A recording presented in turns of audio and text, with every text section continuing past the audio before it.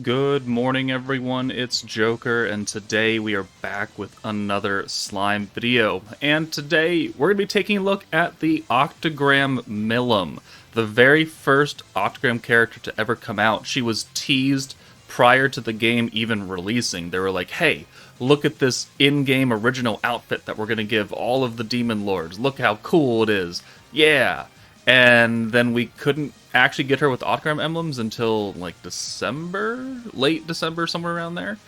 And she is still one of my most favorite outfit of Milims, next to Space Milim, because their outfits, they don't look the same, but they're slightly similar. I really like these outfits. And she has now a double skill fusion, which she's had for a while. I just have held off on it until now. So we're going to showcase her with her double skill fusion. So her first skill now gives her guaranteed pierce and 50% pierce power for 2 turns, and then she gives herself guaranteed crits and guard penetration, which this skill, I mean, is a lot better than what it used to be. It used to be like a 30% chance to crit for like 55 points or something like that. It was a waste. This skill, I think it just got 20% extra pierce power. Might have to check on that. But pierce and crit and being a single target space character means that she'll work fairly well on the Elmisia team, especially in this beatdown battle. Even though she is physical, she's got 2 of the 3 primary buffs that we seal with Elmisia, and if we combine her with Diablo, then she's got synergy as well. So I think this should work pretty good, but let's find out how good it works. Alright, so here's the team we're going to run. Elmisia. We're bringing Yom because he's the blue orb changer, he's on Divine General, and we're subtracting a Divine General unit by taking Raphael out, so we kind of need more characters so we can get the skill points. Diablo's still here. His green buff is still going to be really good, but not as necessary, because we're not bringing Raphael for his full power stacks of the ult and synergy power, but we still need to use Gazel's orb change a lot. And then Milim will be our DPS, and then we'll have Shizu to alt swap away. So we're going to have guaranteed crit, guaranteed pierce from Milim, guaranteed synergy from Diablo, and weakness strike, alt resistance down, and the attack stacks from Elmisia. So this should, in theory, work fairly well. We're going to go into EX2, because I don't know if she can do 18 million damage, but she can certainly do a million, 1.8 or something like that, whatever this has. Alright, so orb change, green buff, and this is why we brought both of them. It's kind of unfortunate that Yom is only buffing ult gauge on greens and not like a full kind of gauge or whatever. It is what it is, though. And then we'll just take you out. So, she's not going to do incredible damage right now. Her being physical and Milim having a lot of physical resistance means that we are pretty much only building up ults for her. But she's also not a EX character, so we don't need to really hold ults at all. That's... oh. Yeah, I mean, Elmisia stacks in the back. We're not going to really use Milim until the nuke turn. We don't need to build up double alt gauge, so you can just go away, I guess. Boom. And that just leaves these orbs, and I guess we can bring Yom in just to get him reset. Yeah, so this is the easiest way that we're going to be able to do it. Pretty much hold Milim in the back. She's not on the force, so she's not getting the extra 100% damage buff that Elmisia is giving to Divine Generals. That's not a terribly big deal.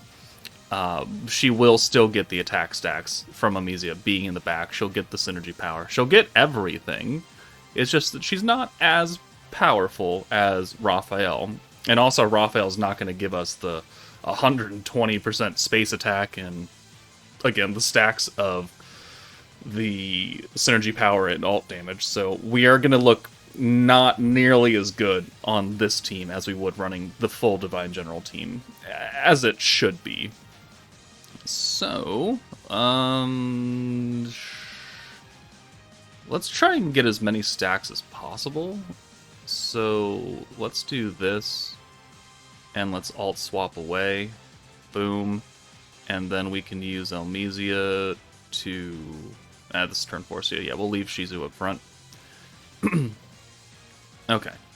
So reset Diablo, reset Gazel. We only need to do a couple orb changes here, which is really, really nice. We're getting some good RNG. But also, I don't think we need to sit here and watch me not use Milim for the next 6 turns. So I'm going to make a quick cut, and we'll come back to the nuke, because this would be incredibly boring, and I have other places I can use Milim as well. Alright, back for turn 8.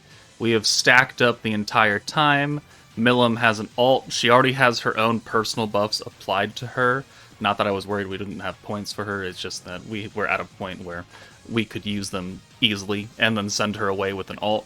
So, let's go full power. Let's go the Gazzle debuff, which will help because we are going to lower the space resistance and the weakness resistance, which Milim is space, so she's weakness, buffed and type advantage.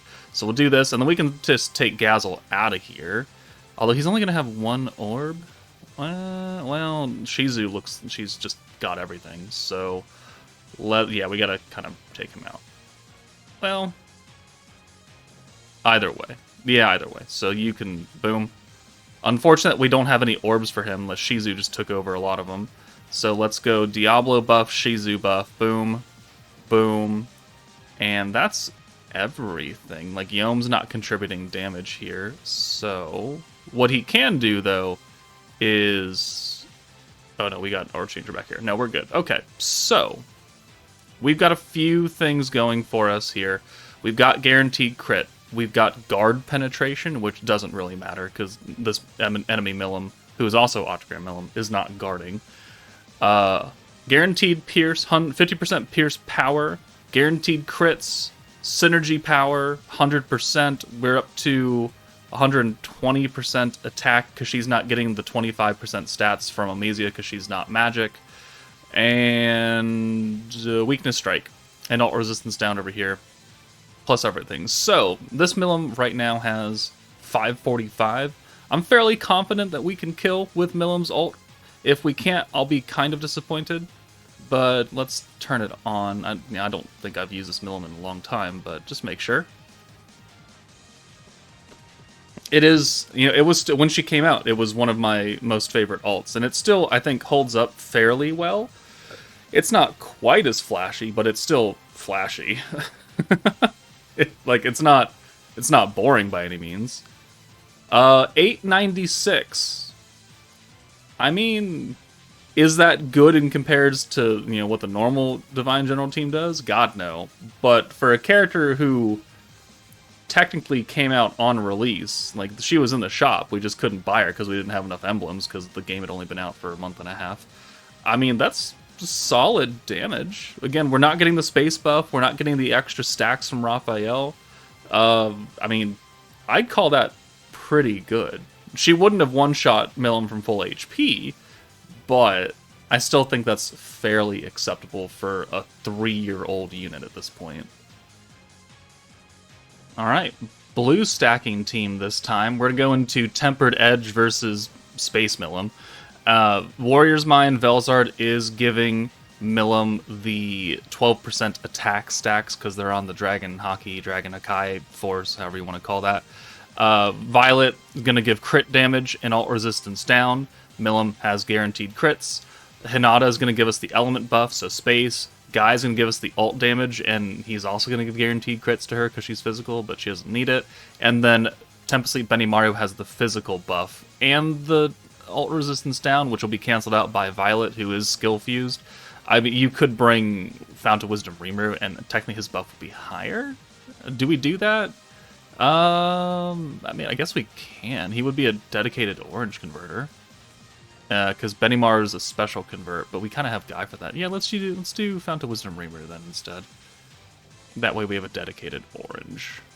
Yeah, and then his 65% physical buff is obviously higher than Temp Sleep Benimaru's 50.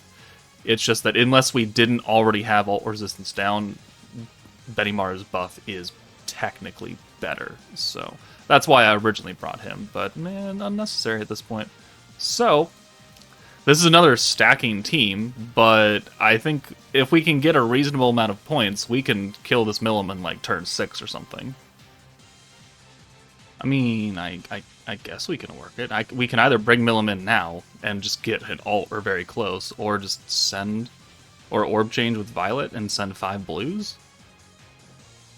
How much alt gauge do we get? We don't quite get there. Nah, let's just use her convert. Yeah, let's just do this instead. And then we can bring her in. And it won't be as much alt gauge, which means that we can continue to stack with her a little bit more. And then we can get Hinata out of here for Rimuru. So 1, 2, 3, 4, 5. Okay. 6,100 damage before Space Milim puts all of her defense up. Okay, thanks for the oranges. Well, yeah, there's not much I can do about that now, is there? And the game wants to give me more. Okay, we're gonna come back. Alright, finally. That took a lot longer than I want to admit. Okay, Milim comes in, and Violet comes out for Rimuru. We'll use his convert turn 1. Boom. Rimuru is not skill fused, so he does not do the special convert, or the best kind of convert for blue orbs. I will probably fuse him, but I don't think he needs his own showcase for that. It's just an orb change. I'm not going to skill fuse Guy. I know that much for sure. I don't want to lose his buff. However, this is an interesting hand. I don't have enough because Milim does not have turn 2 protection gauge underneath her. That's right, because there is no space turn 2 protection gauge for some friggin' reason. Alright, Rimuru, out. Violet in. Convert, convert. Boom. Boom. I guess we'll put the stacks on all 3 of them. Since Violet is getting... she's type advantage as well. Guy doesn't really matter here, but...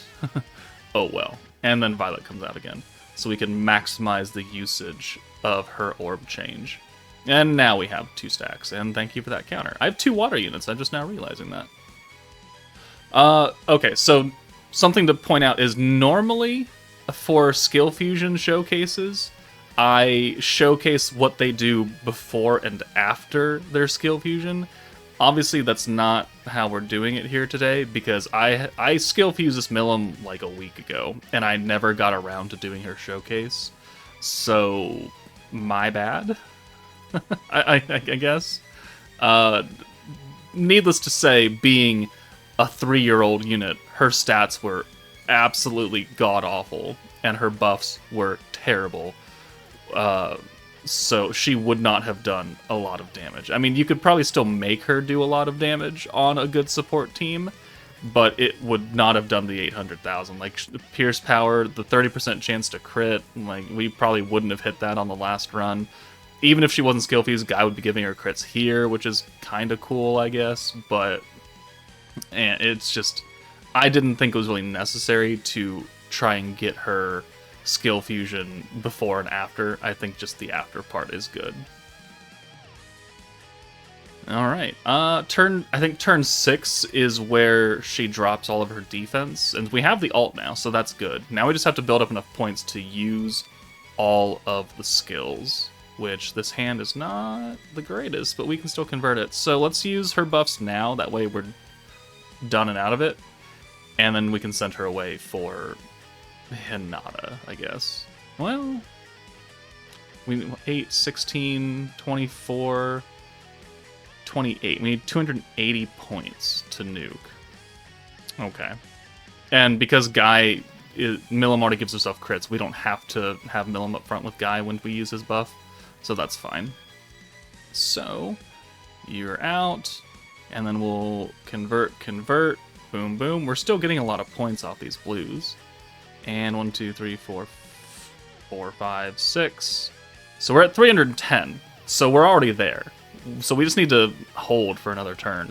Maybe get one more stack if we can on Milim. Alright, that's a good hand right there. Perfect.